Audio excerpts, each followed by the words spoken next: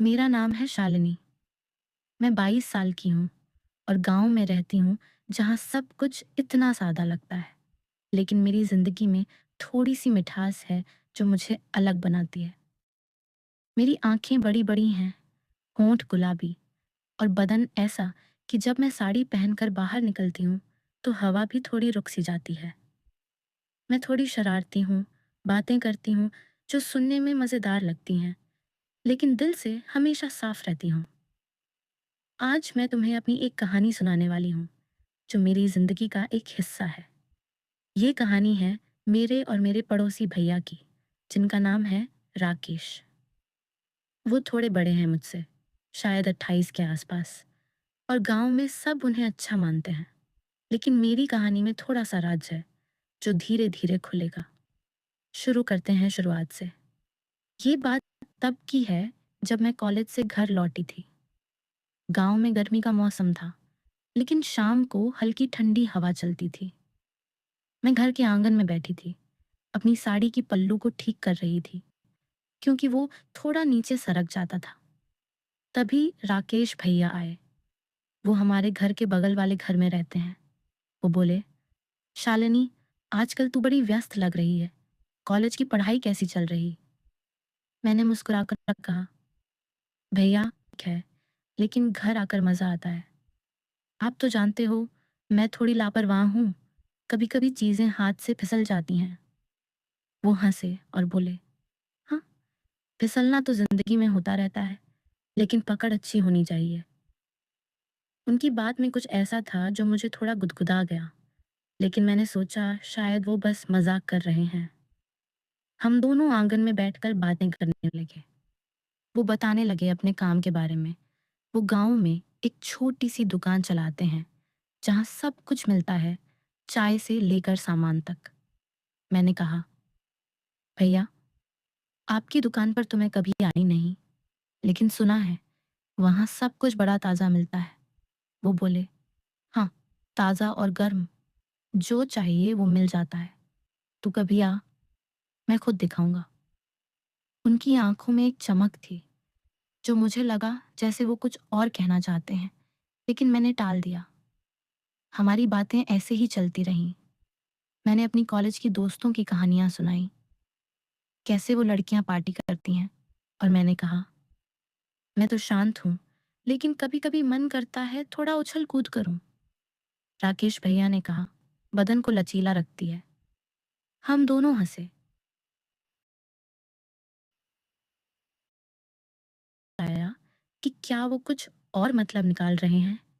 खैर, शाम हो गई और वो चले गए। मैं सोचती रही कि अगली बार क्या बात होगी।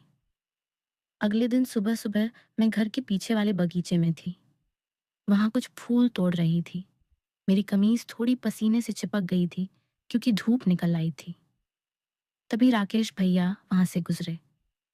वो बोले, शालिनी, इतनी सुबह क्या कर रही है? फूल तोड़ रही है? वो तो बड़े नाजुक होते हैं, जरा संभाल के। मैंने कहा, हाँ भैया, नाजुक लेकिन मीठे। आप तो जानते हो, मुझे मीठा पसंद है। वो पास आए और बोले, मीठा तो सबको पसंद होता है, लेकिन कभी कभी खट्टा भी चखना पड़ता है। हम दोनों बगीचे में खड़े होकर वो बताने लगे कि उनका एक दोस्त है जो शहर से आया है, और वो कुछ नई चीजें लाया है। मैंने पूछा, क्या चीजें? कुछ स्पेशल? वो बोले, हाँ, स्पेशल, जो छू कर देखने लायक हैं। तू देखना चाहेगी? मेरे दिल की धड़कन थोड़ी तेज हो गई। लगा जैसे कुछ होने वाला है, लेकिन मैंने हंसकर कहा, देखूंगी जरूर, लेकिन अभी नहीं। हमारी बातें ऐसे ही चलती रहीं। वो मेरे फूलों को देखते रहे, और मैंने कहा, ये फूल कितने मुलायम हैं, छूने से मन खुश हो जाता है। राकेश भैया ने कहा, मुलायम चीजें तो सबको अच्छी लगती हैं, लेकिन दबाने से टूट भी जाती हैं।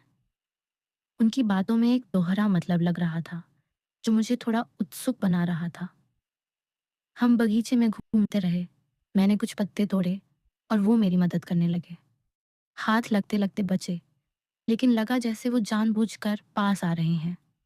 फिर अचानक माँ की आवाज़ आई, शालिनी, अंदर आ। और वो चले गए। मैं सोचती रही कि क्या ये सब बस मेरी सोच है या सच में कुछ है। उसी शाम को मैं घर के छत पर गई थी। वहां से गांव का नज़ारा देख रही थी। सूरज डूब रहा था और हवा थोड़ी तेज थी। मैं चुन्नी ओढ़ रही थी।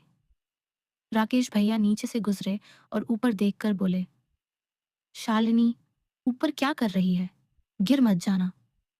मैंने नीचे झुककर कहा, भैया, गिरने का डर तो है, लेकिन पकड़ लो तो बच जाऊंगी। वो हंसे और बोले, पकड़ने के लिए तो मैं हूं ही, बस आवाज देना। वो ऊपर आने लगे, सीढ़ियां चढ़कर। मेरे मन में ख्याल आया कि अब क्या होगा, छत पर अकेले। वो आए और मेरे पास खड़े हो गए। बोले, यहाँ से नज़ारा कितना अच्छा है, सब कुछ खुला खुला। मैंने कहा, हाँ, खुला अच्छा लगता है, बंद चीजें उबाऊ होती हैं। हम दोनों छत पर टहलने लगे। वो गांव की कहानियां सुनाने लगे, कैसे लोग यहाँ रहते हैं, और मैंने अपनी कॉलेज की लाइफ शेयर की। मैंने कहा, कॉलेज में लड़के ऐसे बातें करते हैं जैसे कुछ पाना चाहते हैं। राकेश भैया बोले, पाना तो आसान है, लेकिन रखना मुश्किल। तू क्या पाना चाहती है? उनकी बात से लगा जैसे वो कुछ और कह रहे हैं। मेरी सांसें तेज हो गईं। हम छत की मुंडेर पर बैठ गए, पैर लटकाकर। वो बोले, तेरे पैर कितने सुंदर हैं, जैसे कोई राजकुमारी के। मैंने शर्माकर कहा, भैया, आप भी ना, ऐसी बातें। लेकिन अंदर से लगा जैसे कहानी आगे बढ़ रही है। तभी नीचे से पापा की आवाज आई और वो चले गए। रात को मैं बिस्तर पर लेटी सोचती रही कि कल क्या होगा। क्या वो कुछ करेंगे? अगली सुबह मैं घर के काम में लगी थी। रसोई में चाय बना रही थी। मेरी साड़ी थोड़ी गीली हो गई थी क्योंकि पानी गिर गया था। मैंने कहा, हाँ भैया, लेकिन गर्म है, संभाल के पीना। वो बोले, गर्म तो अच्छी लगती है, ठंडी उबाऊ होती है। हम रसोई में बैठकर चाय पीने लगे। वो बताने लगे कि उनकी दुकान पर नई चीजें आई हैं, कुछ मीठी, कुछ नमकीन। मैंने कहा, मीठी मुझे पसंद है, चखाऊंगी। वो बोले, चखा सकता हूँ, लेकिन धीरे धीरे, जल्दी मत करना। उनकी बातों से लगा जैसे वो इशारा कर रहे हैं। मेरे गाल लाल हो गए। हम बातें करते रहे। मैंने अपनी बचपन की शरारतें बताईं, कैसे मैं पेड़ पर चढ़ती थी। और वो बोले, चढ़ना अच्छा है, लेकिन उतरना भी सीखना पड़ता है।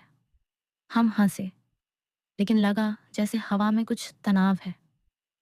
फिर माँ आ गई और वो चले गए। दिन भर मैं सोचती रही कि शाम को क्या होगा। को मैं घर के बाहर टहल रही थी, गांव की गली में। राकेश भैया मिले। बोले, शालिनी, अकेली घूम रही है, साथ चलूं? मैंने कहा, हाँ भैया, साथ अच्छा लगता है, अकेले डर लगता है। हम साथ टहलने लगे, गांव की सड़क पर। वो बोले, तेरी चाल कितनी मटकती है, जैसे कोई नाच रही हो। मैंने कहा, भैया, आप भी ना, ऐसी बातें मत करो। लेकिन हाँ, नाचना मुझे पसंद है। वो बोले, नाच दिखा कभी, मैं देखूंगा। लगा जैसे कुछ होने वाला है।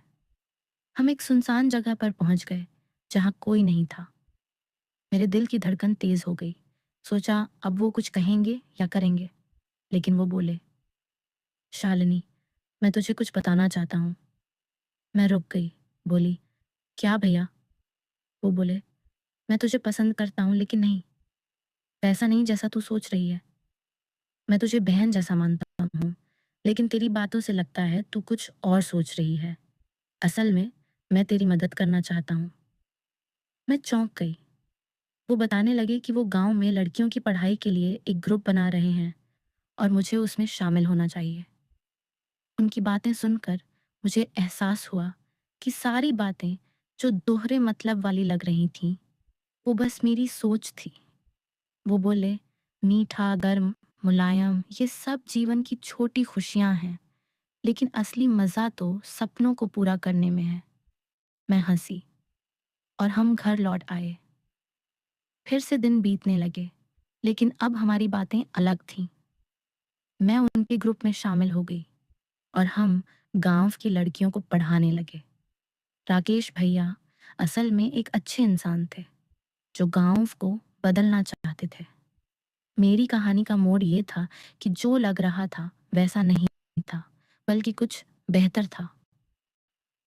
अब जब मैं सोचती हूँ तो लगता है कि थोड़ी शरारत ही है, लेकिन असली खुशी तो अच्छे कामों में है। और हाँ, अब थोड़े थरकी वाले दोस्त भी कहते हैं कि कहानी अच्छी थी क्योंकि उसमें सस्पेंस था, लेकिन एंड अच्छा रहा है। आपको हमारी कहानी कैसी लगी? कमेंट में ज़रूर बताना। चैनल